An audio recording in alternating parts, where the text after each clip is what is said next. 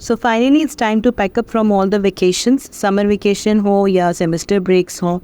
अब आपका टाइम है वापस स्कूल, यूनिवर्सिटी और कॉलेज जाने का और अपने फ्रेंड्स और टीचर्स से मिलने का. आई एम श्योर बहुत सारे लोग इस चीज़ को लेके, बल्कि अक्सर व बेशतर सभी लोग एक्साइटेड होते हैं, क्योंकि इतना लंबा गैप आ जाता है कि अब आपका दिल चाहता है कि अब आप अपनी स्कूल, यूनिवर्सिटी, कॉलेज वापस जाएँ अपनी रूटीन लाइफ में. और वो चीज़ का अपना ही एसेंस होता है, अपना ही एक मज़ा होता है. तो जहाँ पर इतनी सारी एक्साइटमेंट होती है वहाँ पर एक ये भी होता है कि जी जनाब, 1-1.5 महीने के बाद या 1-8 महीने के बाद या कुछ वीक्स के बाद हमारे एग्ज़ाम या टेस्ट ज़रूर होने वाले हैं, मिड टर्म्स होने वाले हैं या कुछ इस तरह के आपके टेस्ट ज़रूर होंगे.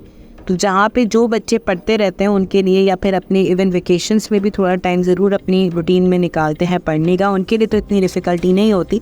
लेकिन जो छुट्टियों को बिल्कुल छुट्टियों की तरह एंजॉय कर रहे होते हैं और बिल्कुल भी नहीं पढ़ते, उनके लिए डेफिनेटली थोड़ा सा अलार्मिंग होता है स्कोर करना उन मिड टर्म्स के अंदर, टेस्ट में, मॉकअप टेस्ट में. और अल्टीमेटली क्योंकि वो जो रिज़ल्ट होता है वो आपके इम्पैक्ट क्रिएट कर रहा होता है ऑन द फाइनल रिजल्ट, तो थोड़ी सी परेशानी तो होती है. So this video is basically about that how can you study in 1 day और in a less time available for you. मैं इस चीज़ को एक्सपीरियंस कर चुकी हूँ जब अपने स्टूडेंट एज में थी, एंड 2-3 दफ़ा मैं ऑफकोर्स फेल भी हुई. I don't feel bad about it, क्योंकि वो मुझे सीखने का एक मौका मिला. Failures are always better and they always create experiences. So I learn from my experience and I start preparing myself कि मुझे किस तरह, अगर इन केस मैंने पढ़ाई नहीं की है तो मुझे किस तरह अपने आप को प्रिपेयर करना है अचानक से आने वाले टेस्ट या एग्ज़ाम के लिए.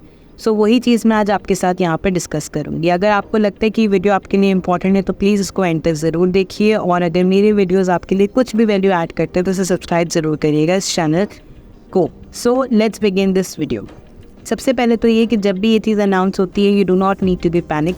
बहुत ज़्यादा एग्जर्ट करने की ज़रूरत नहीं है, बहुत ज़्यादा स्ट्रेस आउट होने की ज़रूरत नहीं है. रिलैक्स हो जाए. आपको पता है कि in any case you have to give the exam. Pass हो फेल हो, आपने पेपर तो देना ही है. तो द पॉइंट इज़ दैट कि अब इसके ऊपर स्ट्रेस आउट होने से ना तो आपका पेपर डिले हो जाएगा, ना ही आपको कुछ एक्स्ट्रा माइलेज मिल जाएगा. So relax.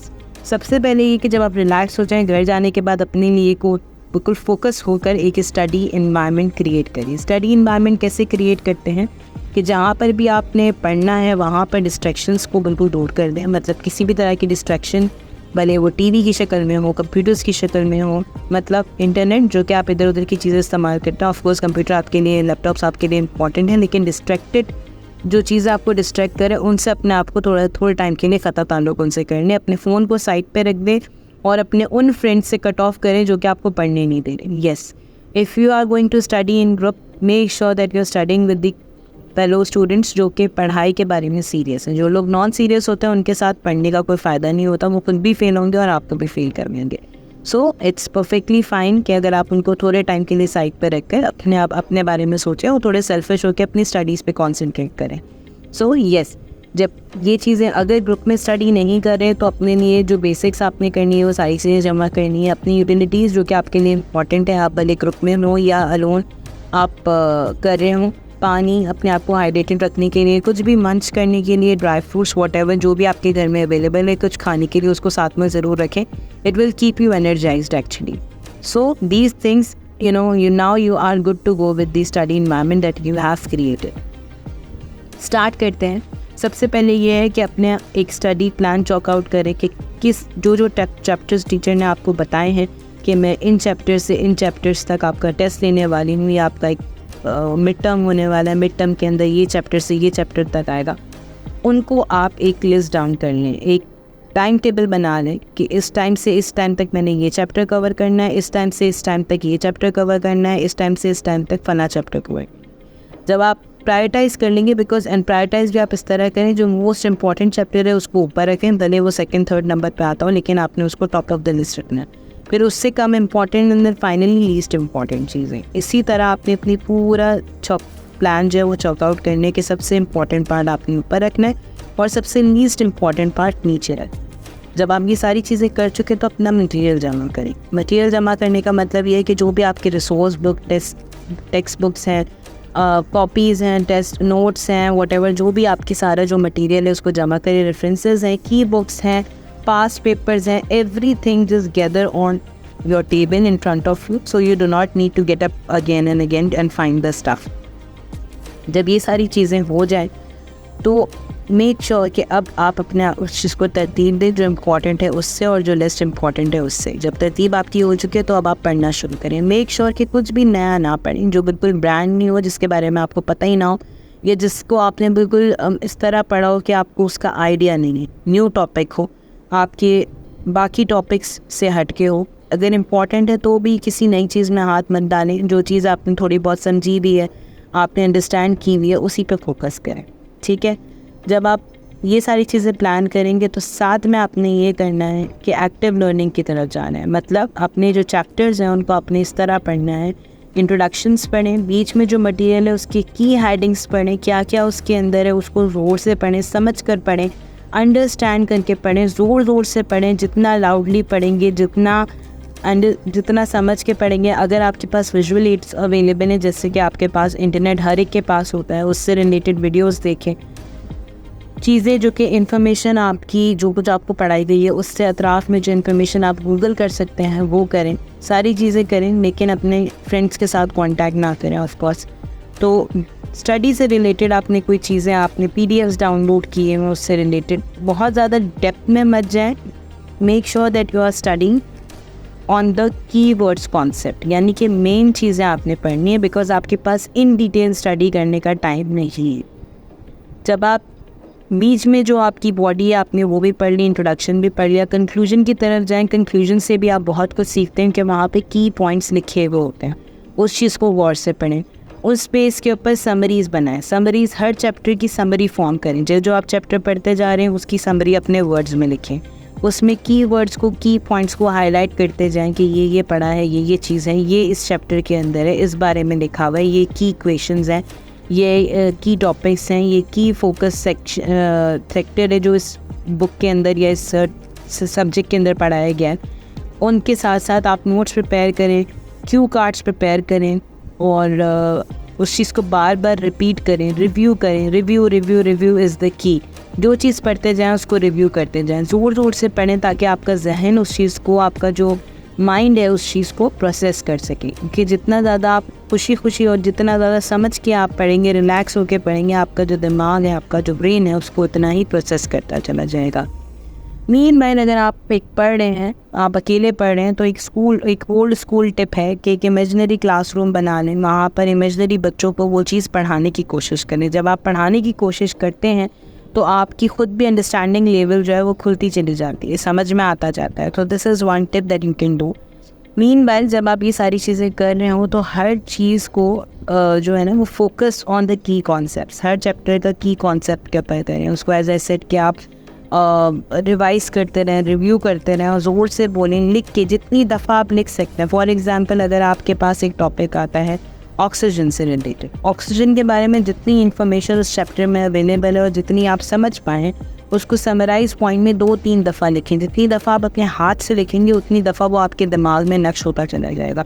So these are the active learning techniques that you can apply in a day और 2 or 3 days available with you.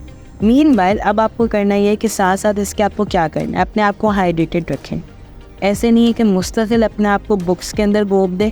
आपने बीच में गैप्स लेने हैं, वाटर ब्रेक लेनी है, मंचिंग ब्रेक लेनी है, थोड़ा सा उठ के अपना पॉस्चर ठीक करना है, घर में जाके एक चक्कर मार के आए, बहन भाइयों से मिलें, थोड़ी बहुत बातचीत करें ताकि दिमाग बीच बीच में आपका रिफ़्रेश होता रहे। थोड़ा सा अपने आप को गैप दें।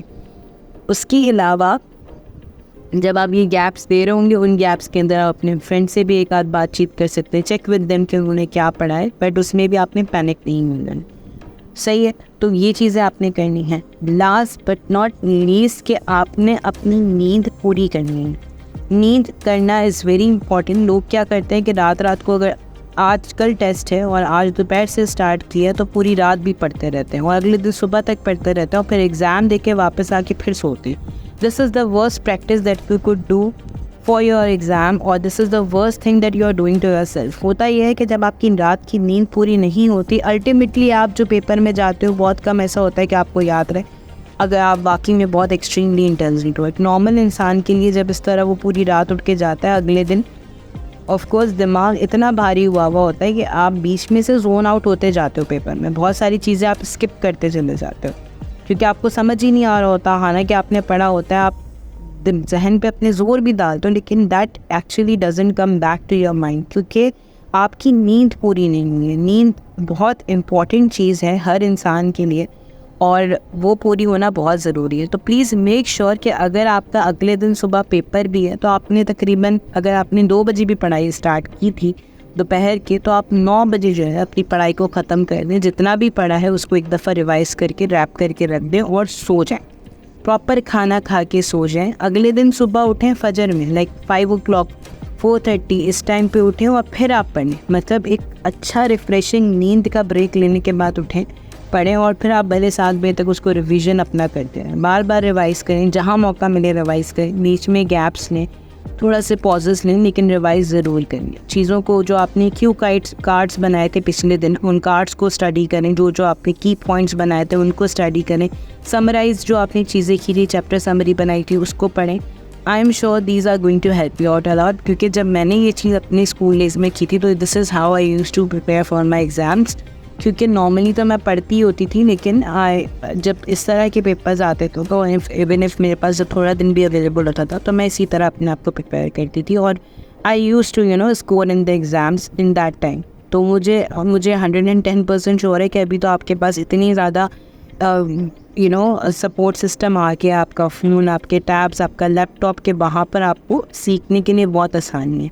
So do not stress out चीज़ों को जितना। और yes, one thing, never do रट्टा थिंग। कभी भी किसी भी चीज़ का रट्टा नहीं लगाना। रट्टा लगाना is the worst thing that kids do. उसमें होता ही है कि आपने क्योंकि समझा नहीं होता, आपने मुस्तकिल बस पढ़ा होता है बगैर समझे, तो वो चीज़ आपका दिमाग जो है वो प्रोसेस नहीं कर पाता, आपका ब्रेन प्रोसेस नहीं कर पाता, आप उसको अंडरस्टैंड नहीं कर रहे होते, तो आप उस चीज़ को लिख भी नहीं पाते। So this is all from my side. I hope कि आपको, अगर आप इस चीज़ को फॉलो करेंगे तो आई एम श्योर कि आप अपने एक दिन के बाद आने वाले टेस्ट में भी अच्छा स्कोर कर लेंगे।